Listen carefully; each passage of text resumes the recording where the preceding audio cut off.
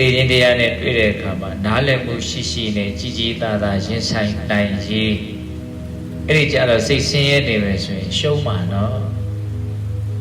အဲ့ဒီအရေးကိုကပ်ပေါ်ပေါ်ဘုံကတော့သဘောမထားသေးခြင်းကိုတချို့ကတော့တေကမှတေရောပေါ့ကွာဒါကြီးကိုမကြုံခင်အစားမတွေ့ခင်အစားအုံနောက်ချောက်ခံပြီးတော့စဉ်းစားနိုင်မှာဘူးလို့ခက်ကြမ်းကြမ်းခပ်ပေါ်ပေါ်ပြောတဲ့လူတွေလည်းရှိမှာပေါ့နော်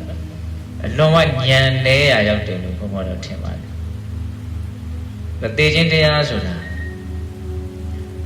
ကောင်းမွန်တဲ့စိတ်တွေဖြစ်ပေါ်ဖို့အတွက်သူဟာကောင်းတဲ့အာယုံတစ်ခုမဟုတ်တာတော့သိကြတယ်ပုံမှန်တိုင်းဆိုရင်တော့တေခြင်းတရားနဲ့တွေ့ရင်ဒေါသနဲ့အကျေနပ်တာနဲ့စိတ်တိုင်းမကြတာနဲ့ပူလောင်တဲ့စိတ်ပင်ပန်းတဲ့စိတ်နဲ့ပဲတွားကြမှာကြည့်ဘူးရနော်အဲ့ဒါကိုနားလည်မှုအပြည့်အဝရှိအောင်ကြိုးစားပြီးတော့လက်ခံနိုင်တဲ့စိတ်ကြီးကြီးသားသားအေးအေးချမ်းချမ်းဒါတွေနားလည်ပြီးသားပါကွာမင်းလာခဲ့ရတယ်အချိန်ကြီးမင်းကြောင့်မလို့ငါစိတ်မရှင်းရဘူးအေးစေးမင်းကိုကြော်လွှားသွားမယ်အဲ့လောက်ထိကိုယ့်ရဲ့စိတ်ကိုရင့်ကျက်အောင်